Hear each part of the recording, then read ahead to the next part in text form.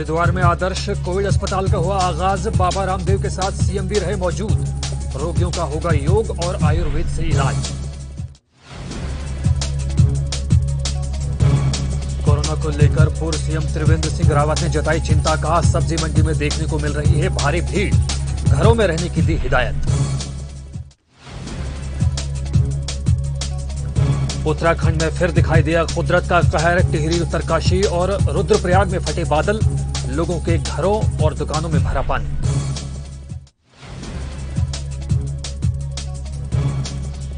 उत्तराखंड में तेज हुई कोरोना की रफ्तार। 5,403 लोग हुए कोरोना से संक्रमित। एक दिन में 128 लोगों की हुई मौत।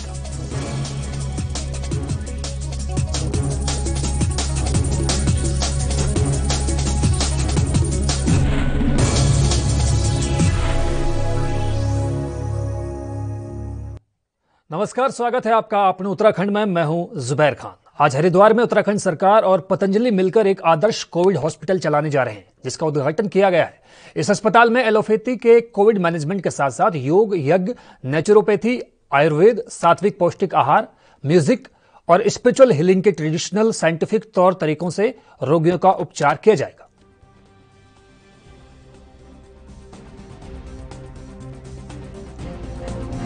संयुक्त रूप से ये कोविड हॉस्पिटल का शुभारंभ हुआ है, जो पूज्य रामदेव जी के द्वारा, और इससे यहाँ की जनता को नहीं तो बाहर के भी लोगों को कोविड से लड़ने के लिए और उससे निजात पाने के लिए ये हॉस्पिटल पूर्ण रूप से कारगर होगा। ये 150 बेड का ऑक्सीजन बेड रहित, और साथ में दवाइयों की बात तो स्वामी जी ने कहा कि आयुर्वेदिक के रूप में जिस तरह के यहाँ स्टॉल भी लगे हैं और जिस तरह से सुबह से लेकर के रात तक का दिन कर्म जो दिया है आपने, बहुत ही सराहनीय है।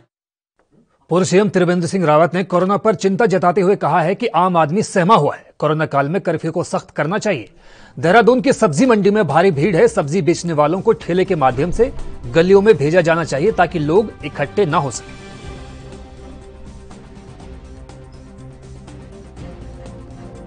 आदमी अपने आप को इस समय बहुत सहमा सहमा नजर आ रहा है, सहमा सहमा महसूस कर रहा है।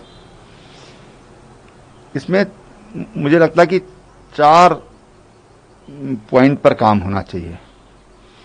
एक तो जो अभी जो कोरोना कर्फ्यू चल रहा है, इसको और अधिक सख्त करने की जरूरत है।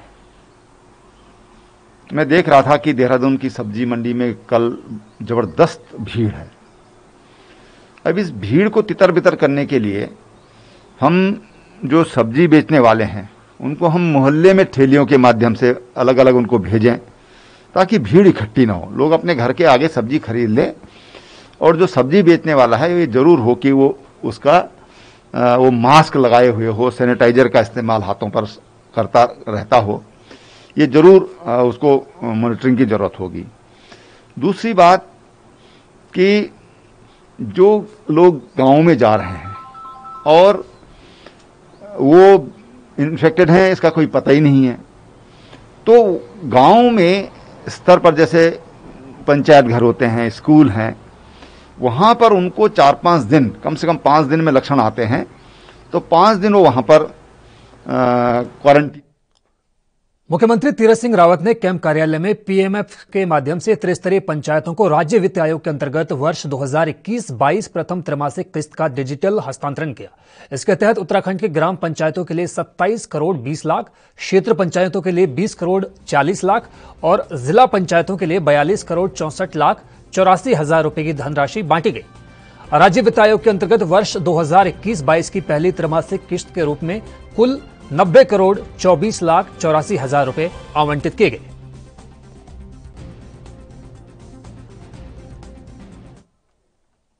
आईपीएस अशोक कुमार ने कहा है कि उत्तराखंड पुलिस कोरोना की इस दूसरी लहर से आप सभी के साथ इस चुनौती से लड़ रही है। पुलिस को आपकी हर मुमकिन सहायता करने के लिए निर्देशित किया गया है। कृपया अपने घरों से बाहर ना निकले जब तक कोई इमरजेंसी ना हो, क्योंकि जनता कर्फ्यू हुई है जो कोरोना के खिलाफ हमारी लड़ाई को कामयाब बना सकता है।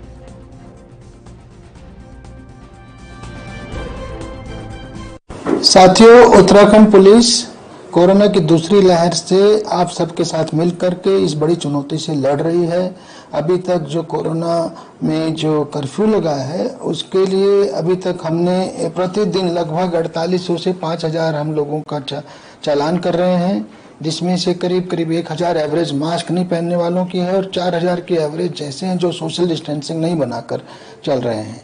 अभी तक दूसरी लहर में ही जो 24 मार्च 2021 से शुरू हुई थी, हमने 2,10,000 लोगों के विरुद्ध कार्रवाई की है, जिसमें 3 करोड़ 40 लाख जुर्माना भी वसूला है। मैं आप लोगों से फिर से अनुरोध करता हूं कि ऐसी नौबत ना आने दें कि पुलिस को आपका चालान करना पड़े। आप स्वयं ही अपनी इच्छा से जनता कर्फ्यू लगाएं, क्योंकि आज की तारीख में कोरोना बहुत ही खतरनाक हो चुका है और इस चुनौती से निपटने के लिए हमें आपके सहयोग की जरूरत है। अगर हम दूसरे एंड पर देखें तो जो दवाइयों की कालाबाजारी, ऑक्सीजन की कालाबाजारी, ऑक्सीजन सिलेंडर की कालाबाजारी, ये सब पे भी पुलिस ने बहुत शिकंजा कसा है और अभी पिछले 1 सप्ताह के अंदर अंदर लगभग 20 लोगों को गिरफ्तार किया है। एम्बुलेंस उपलब्ध कराने की बात हो, चाहे दवाइयाँ उपलब्ध कराना हो, राशन हो, खाना हो, यहाँ तक कि हॉस्पिटलाइजेशन हो, तो जहाँ तक संभव हो सकता है उत्तराखंड पुलिस मदद कर रही है। हमने पब्लिक के लोगों के सहयोग से एक प्लाज्मा डोनेशन बैंक भी बनाया है, जिसमें अभी तक 50 से ज़्यादा लोगों को जो है प्लाज्मा डोनेट करवाया जा चुका है। मैं आप सबको यही अश्योर कर सकता हूं कि इमरजेंसी में हम एम्बुलेंस भी उपलब्ध करवाएंगे, ऑक्सीजन भी उपलब्ध करवाएंगे, जितना संभव हो सकता है हम आपकी सहायता करेंगे। मेरी आपसे पुनः अपील है, अनुरोध है कि कृपया करके घरों से बाहर ना निकलें जब तक कोई इमरजेंसी ना हो, क्योंकि ये जनता कर्फ्यू है जो इसको कोरोना के विरुद्ध हमारी लड़ाई को। सचिव स्वास्थ्य अमित नेगी और आईजी ने कोरोना को लेकर कहा है कि जल्द ही टीके मिल जाएंगे और प्रदेश में टीकाकरण अभियान लगातार जारी रहेगा। वहीं आईजी का कहना है कि लोगों से बार बार कोरोना गाइडलाइंस की पालन करने को कहा जा रहा है, हालांकि नियम तोड़ने पर लोगों का चालान भी काटा जा रहा है, ताकि लोग कोरोना को लेकर सतर्क रह सकें और हम सभी कोरोना को मिलकर हरा सकें।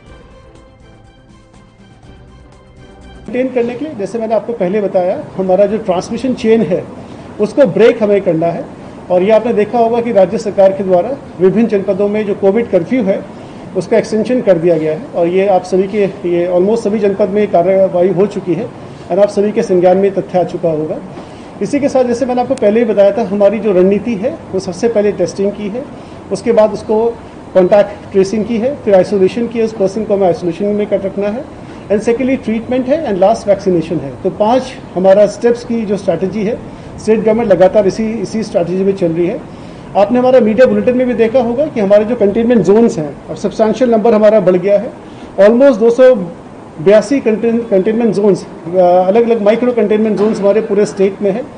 इस सब के माध्यम से हम प्रयास करते हैं कि जो हमारा इन्फेक्शन है उसका स्प्रेड एक लोकल एरिया में ही कन्फाइन कर दिया जाए। 100 रुपये का जो रेट है उसको वो 1200 रुपये में रेट बना के बेच रहा था और एक जगह पे फ्लू गार्ड को वो 300 रुपये की फ्लू गार्ड को 1000 रुपये में बेच रहा था। तो इस तरह से 4 मुकदमे कायम हुए हैं और मैं आप लोगों के माध्यम से ये भी कहूंगा बाकी लोगों को कि जो भी इस तरह की हरकत कर रहे हैं, देखिए ये ऐसी स्थिति में थोड़ी मानवीयता बरतने की आवश्यकता है और जो भी व्यक्ति कर रहे हैं वो सतर्क रहे, बच के भी रहे और न करें।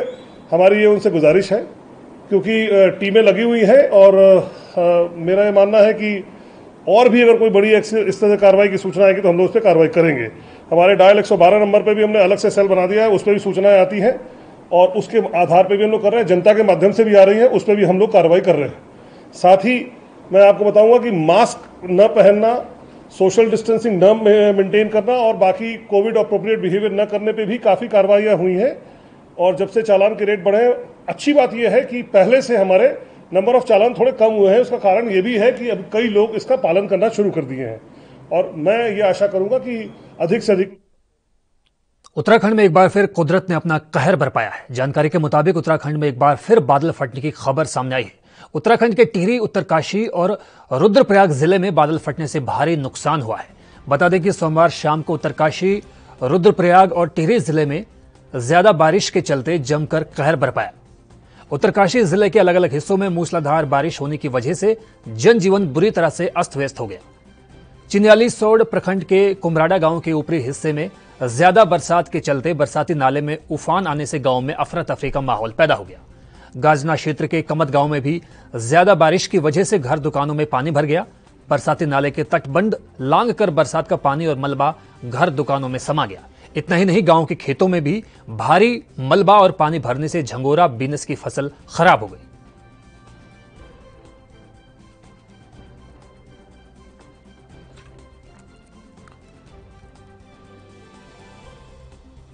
और इस वक्त इस खबर पर ताजा अपडेट देने के लिए हमारे साथ हमारे सहयोगी सुमन पाल जुड़ गए हैं। सुमन पाल जी, सबसे पहले हम आपसे यही जानना चाहेंगे कि जिस तरह से उत्तराखंड में पहले भी इस तरह से कुदरत अपना कहर बरपाती रही है, लेकिन जिस तरह से अब तस्वीरें हमारे सामने आ रही हैं, चाहे रुद्रप्रयाग की बात हो, टिहरी जिले की बात हो, हर गांव में और हर गांव के आसपास मौजूद फसल में कुदरत का ये जो कहर बरपा है, इससे हालात अब कैसे हैं, किस तरह का हंगामा है वहां पे? उत्तराखंड में जो कहर कह सकते कि देखने को मिल रहा है, कुदरत ने अपना कहर बरपाया है। यहाँ पर पानी भर गया है दुकानों में और घरों में, लोग बहुत ज्यादा परेशान हैं। उनका यही साफ तौर पे कहना है कि पहले तो कोरोना ने परेशान किया था, उसके बाद अब ये बादल फटने से उनका। इस जानकारी के लिए बहुत बहुत शुक्रिया आपका। फिलहाल वक्त हुआ एक छोटे से ब्रेक का। ब्रेक के उस पार भी खबरों का सिलसिला लगातार जारी है।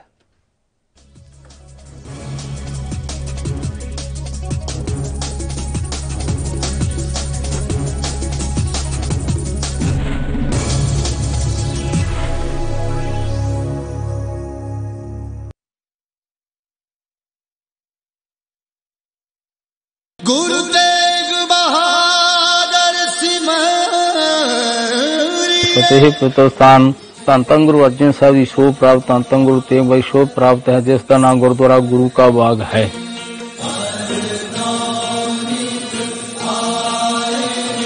इस स्थान का नाम गुरु की रोड हुंदा सी ते सतगुरु ने बख्शिशां करके भी जड़ा आखूगा गुरु का बाग, उसनूं लगणगे दूने चौने भाग।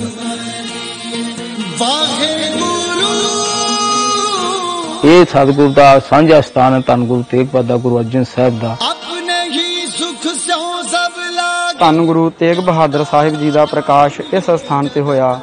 इस पावन स्थान ते धन गुरु तेग बहादुर साहिब जी के प्रकाश दिहाड़े समूह संगतां वल्लों शरधा भावना ते सत्कार सहित मनाए जाते हैं।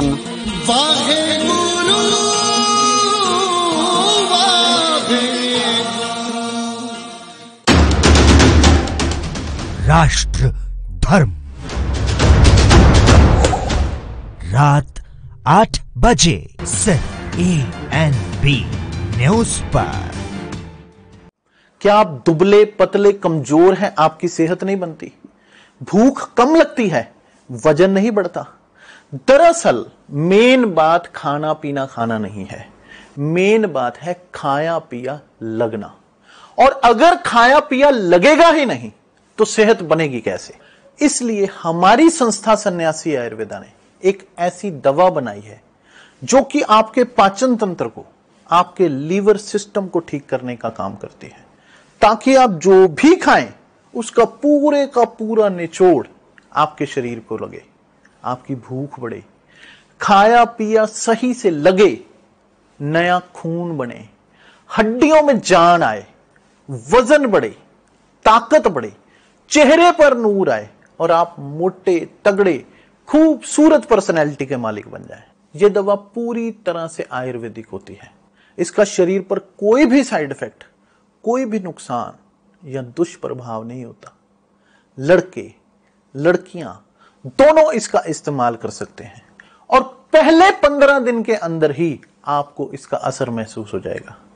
सिर्फ 650 रुपए की पूरे 1 महीने की दवा होती है और आप इसे घर बैठे 01145454545 पर फोन करके दवा मंगवा सकते हैं।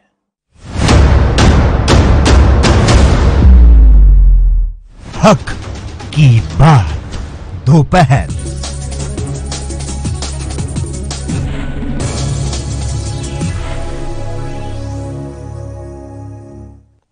तो ब्रेक के बाद स्वागत है आपका अपने उत्तराखंड में।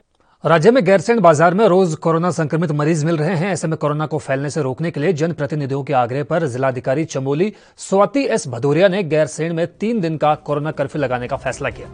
कोविड संक्रमण के बढ़ते मामलों को देखते हुए जिलाधिकारी स्वाति एस भदौरिया ने तमाम एसडीएम और तहसीलदारों को अपने अपने क्षेत्र के पुलिस अधिकारियों के साथ मिलकर बाजारों और भीड़भाड़ वाले क्षेत्रों में नियमित इंस्पेक्शन के आदेश दिए।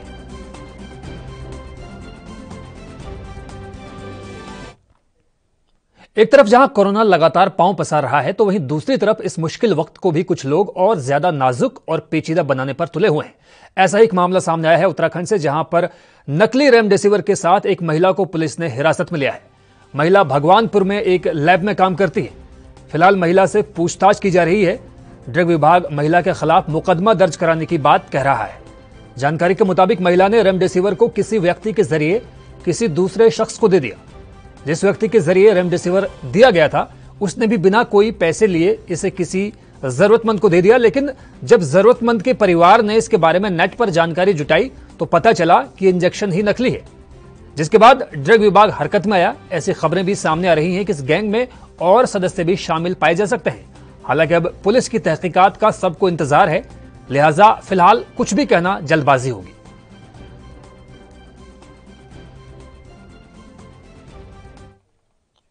कोरोना की दूसरी लहर के प्रभाव को देखते हुए उत्तराखंड में सरकार ने पहले ही श्रद्धालुओं के लिए 4 धाम यात्रा को कैंसिल किया है, लेकिन चारों धाम अपनी पूर्व परंपरा और निर्धारित तिथि और समय पर ही खोले जाएंगे। परंपरा के मुताबिक पूजा सांकेतिक रूप से गतिमान रहेगी। आपको बता दें कि 4 धाम में पूजा के दौरान रावल, नायब रावल, पुजारीगण, पुंडा पुरोहित, स्थानीय हक अधिकारी और बोर्ड के अधिकारी भी मौजूद रहेंगे। वहीं दूसरी ओर देवस्थानम बोर्ड ने चारों धामों और देवस्थानों को लेकर गाइडलाइंस जारी की है। गढ़वाल आयुक्त मुख्य कार्यकारी अधिकारी उत्तराखंड 4 धाम देवस्थानम प्रबंधन बोर्ड रविनाथ रमन ने देवस्थानों में प्रवेश के लिए गाइडलाइन जारी की है।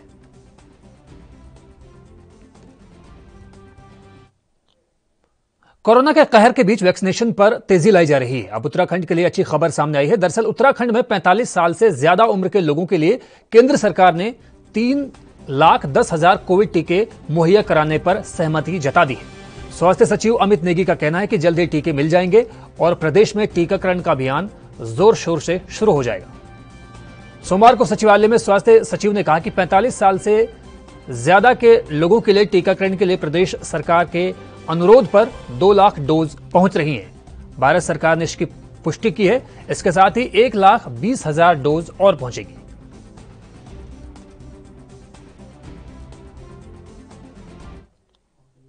हरिद्वार में आज से कोरोना संक्रमित मरीजों को 150 बेड के अस्थायी कोविड अस्पताल में इलाज की सुविधा मिलेगी। पावन धाम में बने 150 बेड के अस्थायी कोविड अस्पताल का वर्चुअल उद्घाटन है।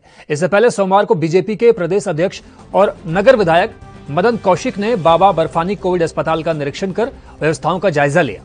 उन्होंने डीएम और सीएमओ को फोन कर डॉक्टरों, नर्सिंग स्टाफ, वार्ड बॉयज और सफाई कर्मचारियों समेत तमाम चिकित्सा संसाधन बढ़ाने के आदेश दिए।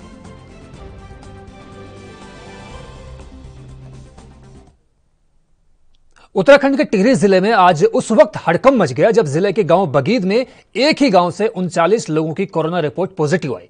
जैसे ये खबर लोगों के बीच गई तो सुगबुगाहट शुरू हो गई। इस खबर के सामने आने के बाद पुलिस प्रशासन भी अलर्ट मोड पर आ गया है। जिला प्रशासन ने लोगों से अपील की है कि जो भी इस गांव के लोगों के संपर्क में आए हैं वो जल्द से जल्द अपनी कोरोना जांच करवाएं, ताकि बाकी लोगों तक ये महामारी न पहुंचने पाए। साथ ही जो भी लोग कोरोना पॉजिटिव पाए गए हैं उनको क्वारंटीन किया जा रहा है। हालांकि अभी देखना बाकी यह है कि बाकी लोगों की रिपोर्ट पॉजिटिव आती है या नेगेटिव, क्योंकि स्वास्थ्य विभाग अब ज्यादा से ज्यादा लोगों की सैंपलिंग करवाने की बात कह रहा है। उत्तराखंड के थाना त्यूनी क्षेत्र में एक 60 वर्षीय बुजुर्ग महिला की कोरोना से मौत हो गई, जिसकी वजह से महिला के अंतिम संस्कार में किसी भी स्थानीय निवासी ने मदद नहीं की। ऐसे में उत्तराखंड पुलिस बुजुर्ग महिला का अंतिम संस्कार कराने के लिए आगे आई। पीपीई किट पहनकर देहरादून पुलिस ने महिला के शव को दाह संस्कार किया।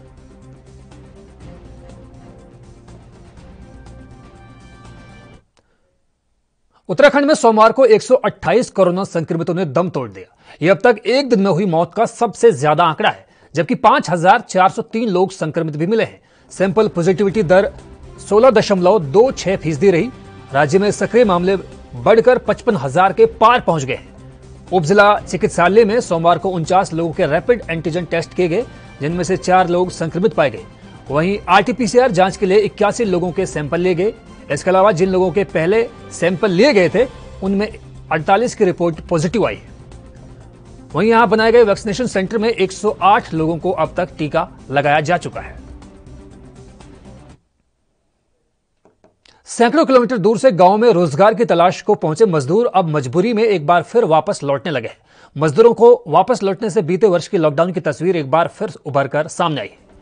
वापस लौट रहे लोगों की माने तो रोजगार जाने से विकट स्थिति उनके सामने खड़ी हो गई है। बेताल घाट और ताड़ीखेत ब्लॉक के तमाम गांव में पूर्णिया से राजमिस्त्री का काम करने पहुंचे 10,000 से ज्यादा लोग अब रोजाना रोजगार खत्म होने से मायूस होकर वापस लौटने लगे। बीते साल लगे लॉकडाउन के बाद रोजगार छिन जाने से वापस कई मजदूर पहले ही गांव लौट चुके हैं। हालात तब ऐसे थे कि कई सौ किलोमीटर पैदल चलकर उन्हें अपने गांव जाना पड़ा था। जम्मू कश्मीर के सैकड़ों श्रमिक भी 3 माह तक गांव में फंसे रहे थे। बमुश्किल प्रशासन उन्हें उनके प्रदेश भेज पाया था, पर इस बार बिगड़ते हालात के शुरुआती चरण में ही मजदूर वापस लौटने लगे हैं। मजदूर बताते हैं कि गांव में लोगों ने निर्माण कार्य बंद करा दिया है।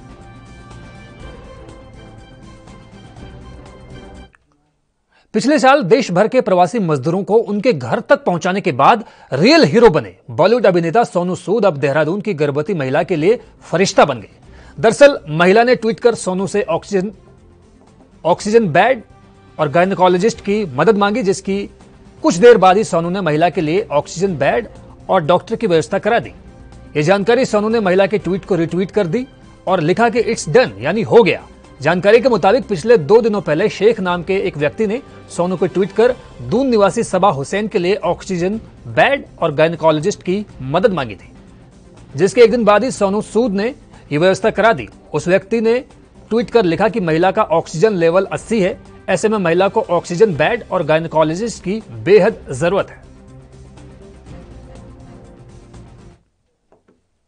उत्तराखंड के ज्यादातर जिलों में मंगलवार को मौसम का मिजाज बदला हुआ रहेगा। मौसम विज्ञान केंद्र देहरादून के पूर्वानुमान के मुताबिक मंगलवार को प्रदेश के कई इलाकों में गर्जन और चमक के साथ हल्की बारिश और बर्फबारी हो सकती है। ऐसे में मौसम विभाग की ओर से येलो अलर्ट जारी किया गया है। सोमवार को उत्तराखंड में कुदरत ने अपना कहर बरपाया। उत्तरकाशी, रुद्रप्रयाग और टिहरी जिले में बादल फटने से बहुत नुकसान हुआ है। अभी इस बीच मौसम विभाग से खबर मिली है कि प्रदेश में एक बार फिर मौसम करवट बदल सकता है।